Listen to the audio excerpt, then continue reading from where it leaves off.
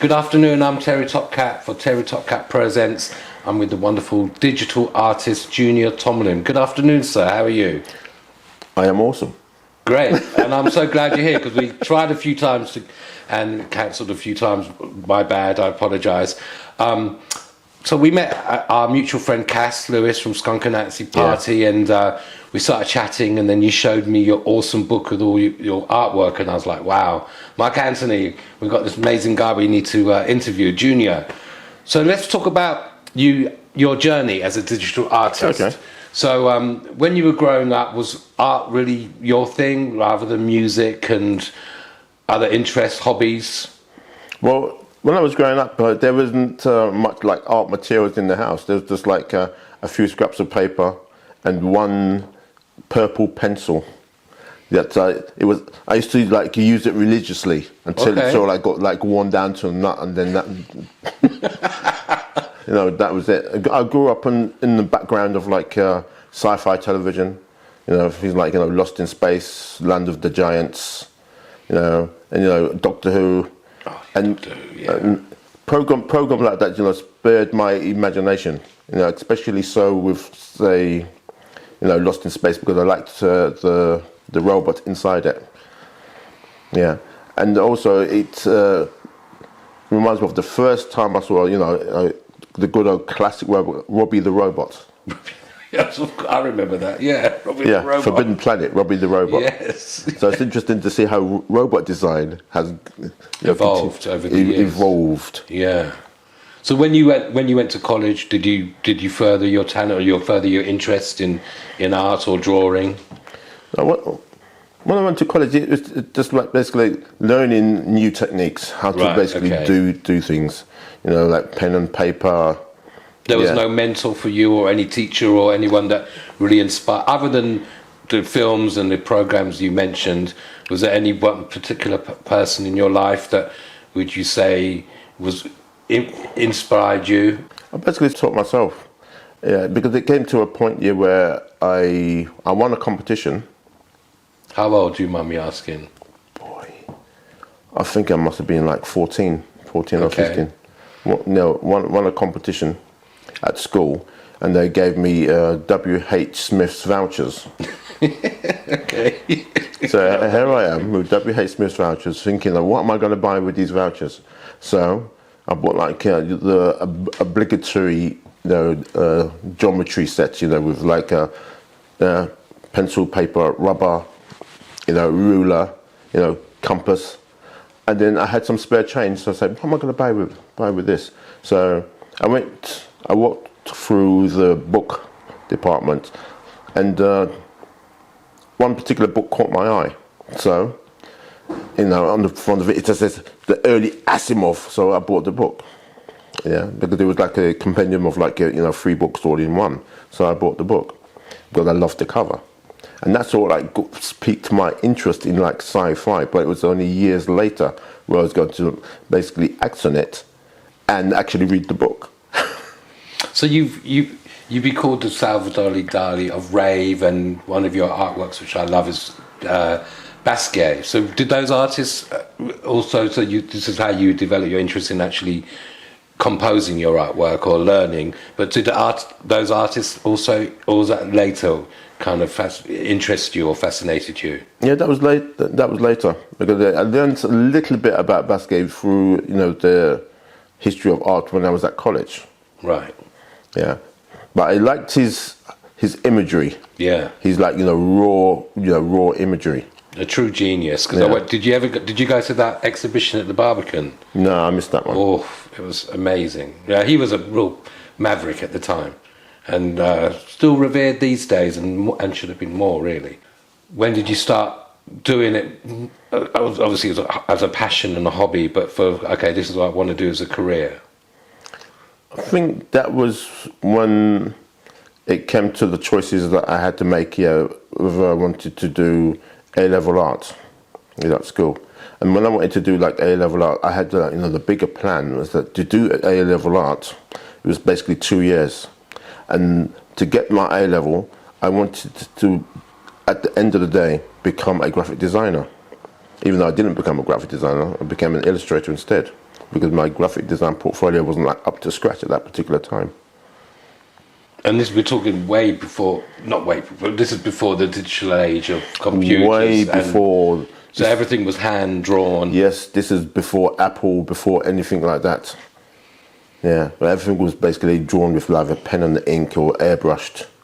Yeah. And would you listen to music while you're creating your art, or what would, or you would just be so focused on what you wanted to do or what you had in your mind, so you would just be totally focused on what you were creating at the time? Yeah. Then. Yeah, because I didn't used to like create in silence. There'd always be something going on. Right. Because I also grew up in a generation listening to the John Peel radio show. Yeah, so I used to like punk. Okay. I used to like elements of punk.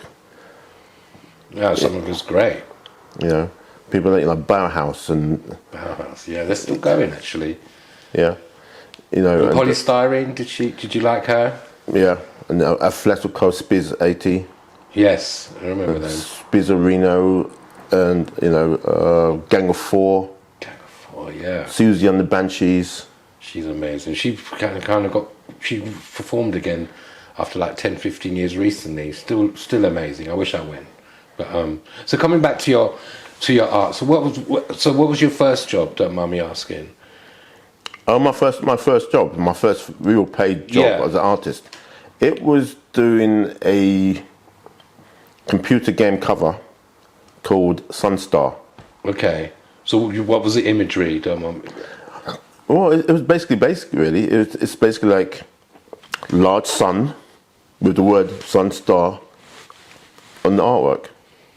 And computer games now have become such a massive big business. So you still so that's one of the elements that you do is of your digital art. Yeah. Was so then. Let me ask you, how did you get involved with music and the rave scene? And because you've got some really iconic record sleeves and artwork and flyers as well. So obviously, did you liaise with the record companies, or were you approached? Did you have a website then, or was it word of mouth? It was a little bit of word of mouth, but it was also interesting because at that particular time I was working for the London Cartoon Workshop. Okay. Yeah. I was doing demonstrations on how to use an airbrush.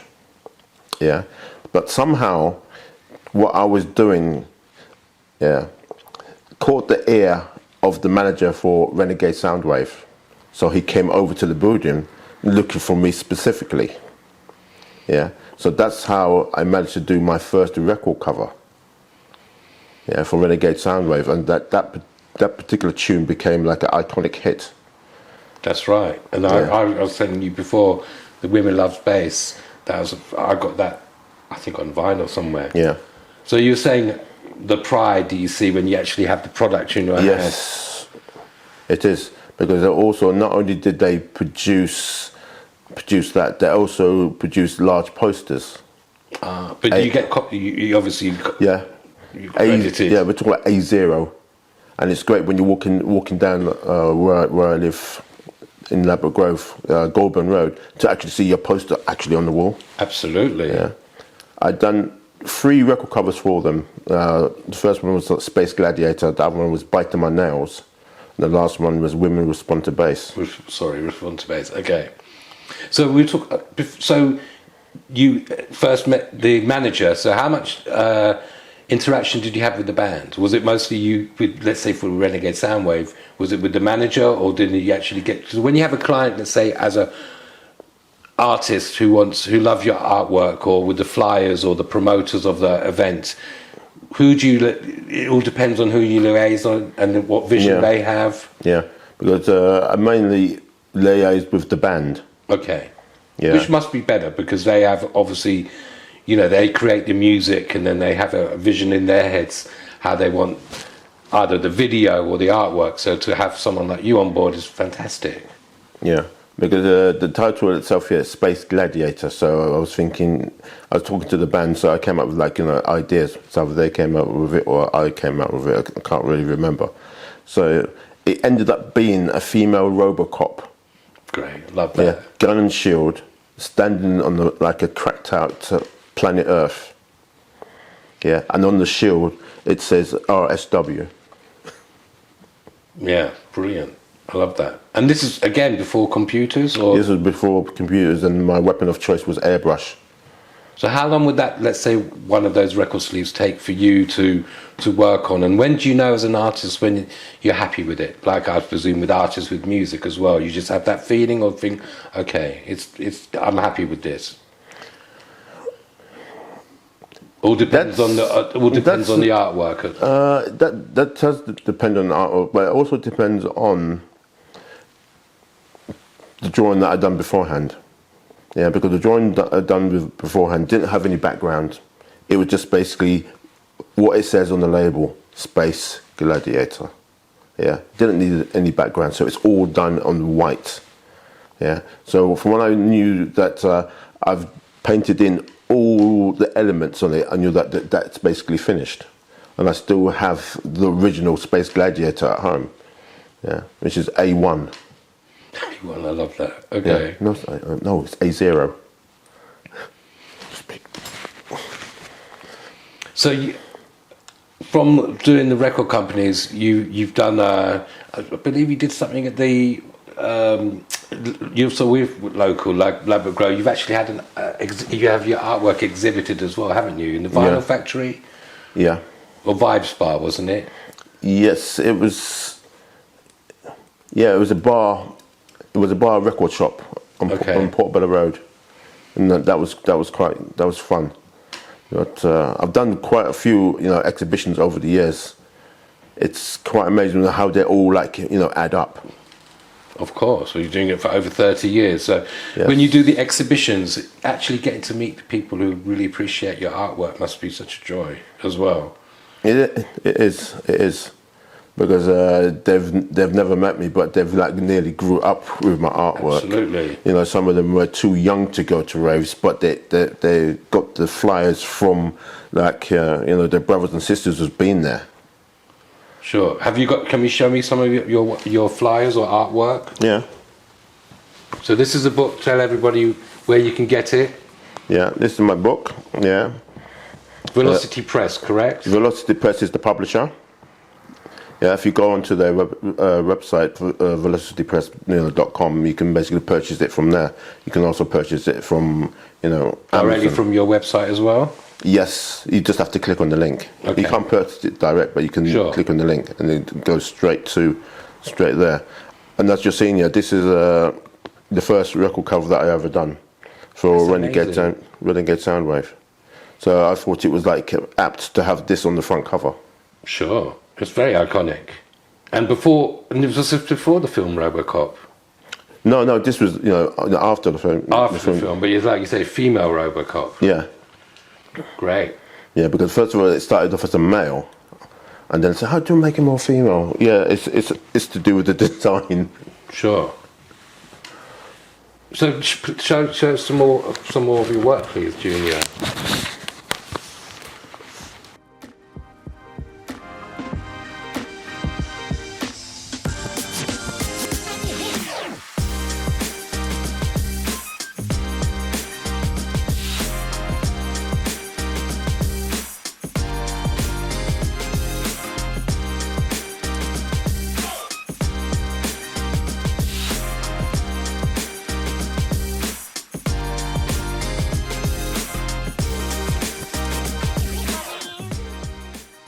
So did the film company, you worked with Nightbreed at the film Nightbreed. Yeah.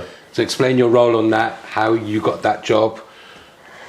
And then also Lost in Space, which you said when you were growing up watching that. So that must have been such a joy to work on that film too. Yeah. Nightbreed, working on Nightbreed, it was quite fun because I was only working on it for, would you believe, 3 months.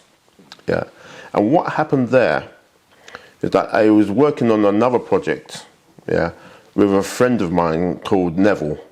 He wanted to get this science fiction series, produced. So one day, he had an interview with Bob Keane, the guy who basically runs Image Animation up at Pinewood Studios.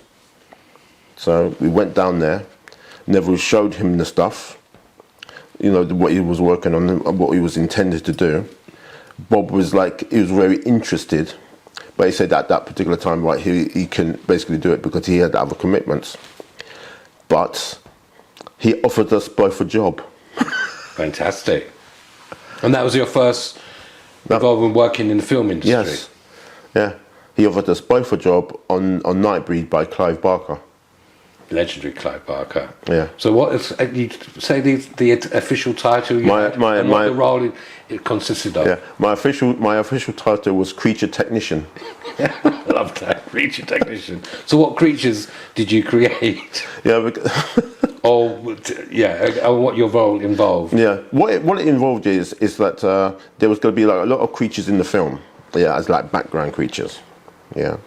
So after like doing a spill of like doing a few storyboarding sequences, yeah, I asked Bob, if I can like get onto doing some sculpting, and he said, yeah, either you can't sculpt or you can take to it like a duck to water. So guess what? I took to it like duck to water. Great. Yeah, I produced like free sculpt, because you have a plaster cast of somebody's head, yeah, and you sculpt over it, and then you make a mold. And then once you make you make a mold of it in foam latex, you basically like paint it so the person could just basically put it on their head and be like a background character. Fantastic. So that was 3 months. Yeah. How long was this? The film? I mean, the shooting must have been a long time. Yeah, because it came to an end because the budget was cut by 75,000. Which had probably a lot of money back then as well. Yes, so some of us had to go. So it's usually like last ones in is the first ones out. But so great experience though. It was a great experience. Met some wonderful people. People went on to do bigger and more marvelous things. People went on to work on the Harry Potter series.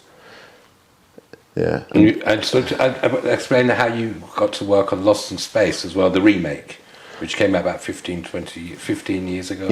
Yeah. When I was working at the London Cartoon Centre doing the airbrushing, one of my students, a girl called Liz Baker, she was like a dab hand of using the airbrush, and we basically kept in touch. So please, before you so with the cartoons, so what was your role there? Like you're saying with the airbrush, and what cartoons would you be working on? No, at the cartoon centre, I was a tutor doing the airbrushing, so I was teaching people how to use the airbrush. So that must have been great seeing students with natural talent as well, and mentoring them as well. Yeah, so I've done a few demonstrations there, and then I kept in touch with one of the students called Liz. And she phones me up one day and say, "Junior, guess what? I just got a job." I said, "Yeah? Tell me more." So she said, "It's down the road, it's down Ladbroke Grove. If you go down there, maybe they'll give you a job too." So guess what? I raced down the road, talked to the guy, gave me the job. Fantastic. I was there for 3 years. Brilliant. Love your initiative there, and go get attitude. It's beautiful here when you can come out of your door and you can walk 10 minutes down the road and you could go into work. Yeah, perfect. Yeah. So one of the projects that they was doing was like some of the special effects for a film called Lost in Space. And one of the things that I had to do is I had to do texture mapping. So I texture mapped the missiles that was fired at the main ship. So it's nearly like blink and you miss it. It's also very interesting here that your work, you spend hours doing this thing, and then you map it onto the 3D object, and then before you know it, it's gone. You have to basically stop, freeze frame, and say, "Oh, that's my bit." Yeah. I also worked on a couple of other things with them. Yeah. One was like a 555 cigarette adverts, doing retouching, sulfidine. Yeah. And that was also, very interesting. We also worked on a South African film called The Fairy King of R. Yeah, where I had more to basically, texture map. I had to texture map the entire fairy. Yeah. And I also had to texture map this trowel. And they actually had the physical trowel there, with the dirt on it. Oh gosh. Okay. Yeah. So I had to make the trowel in 3D and use the texture map on the trowel. So when you actually see the fake fairy moving it, it actually looks like it's the same one. Okay. So obviously things have changed a lot now with AI and Yes. computers and digital. Yeah. And obviously it took you a lot more. It's a kind of, I'd say, very lonely procedure, like you're working and concentrating, whether you've got music in the background. And so how do you prefer it now because of less time spent, or you like actually, because you do your own drawings as well, which you can see on your website as well. I still draw. Yeah, because nothing can take drawing away from you. Sure. Yeah, because if you can, with AI generated art, you just like type, press that button. Oh look, there's a lovely image. Let me save it. And then before that, you're doing it again and again and again. And as I explained to other people, yeah, with AI generated art or imagery, yeah, it's basically like being lost in a rabbit hole. Yeah, the more times you press that button, the further down the rabbit hole you're going. True. So after you've done like 20,000 images, how far in the rabbit hole are you? Yeah.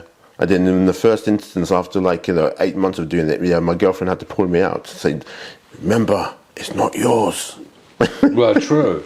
But then you got, like I say, we've got a wonderful book of over 30 years of work that you've created as well. So also another medium you work with is comic books, because you like comics, and as a kid you obviously read all the comics and collected them as well. DC Comics, Marvel as well, and you've done that Action Man, you were telling me. Yeah. So how did that happen, working with comics? And you've set up your stall of artworks when they've had comic conventions as well? That one I never actually quite got to do the comic conventions, but I'm always thinking about it, because now I've got a body of work. Yeah. I can basically do things. I can basically do mashups of my own work. But you don't have to. It doesn't have to be comics orientated to sell things there. But with working for Panini, that was quite interesting. It all stems back to the Cartoon Workshop, yeah. And one of the people there who used to work for Marvel, yeah, called Martin, he heard that they were looking to rebrand, yeah, image-wise, Action Man, but they wanted it to be done like it's all molded and smooth and blended, which is a totally different style to the usual comic strip colouring. So I sent in a sample, and I basically got the job. Yeah. Great. And you've also done Spider-Man. You've done some Iron Man. You've done some iconic cartoon characters. Yeah, and it's quite fun. It's first of all, you read about them, but I had no idea that later on I'll be colouring them in.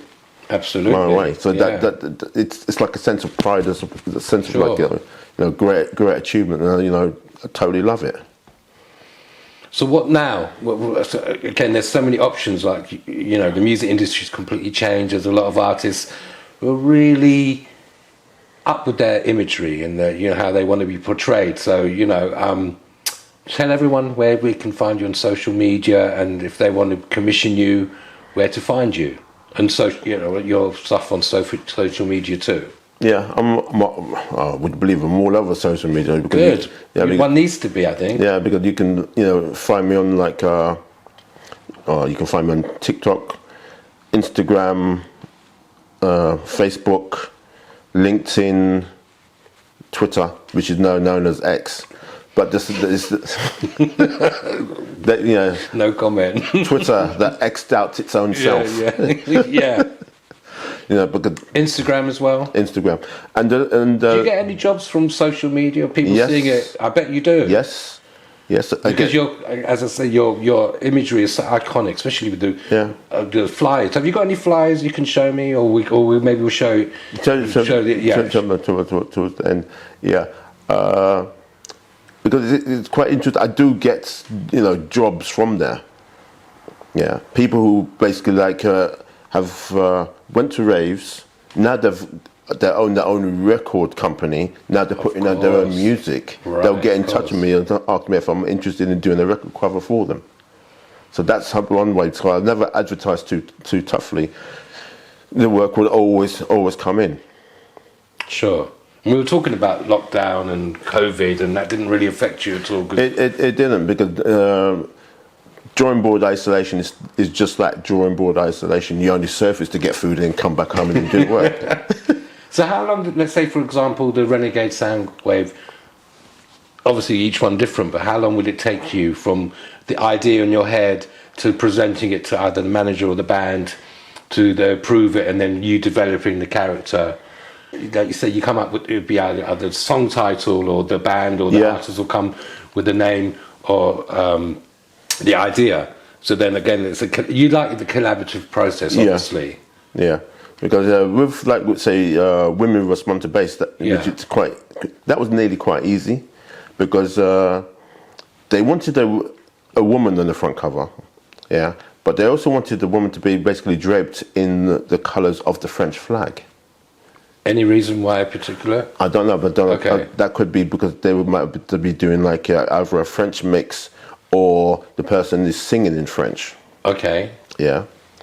So I'd done the artwork with her arms raised up in the air, because I'd done a couple of roughs. They agreed it, so I'd done the full thing. But I also done like a separate piece here, because I'd done a little bit of research, because when I said that women respond to bass, I'd done a research, and it says women respond to low frequency sound. Yeah.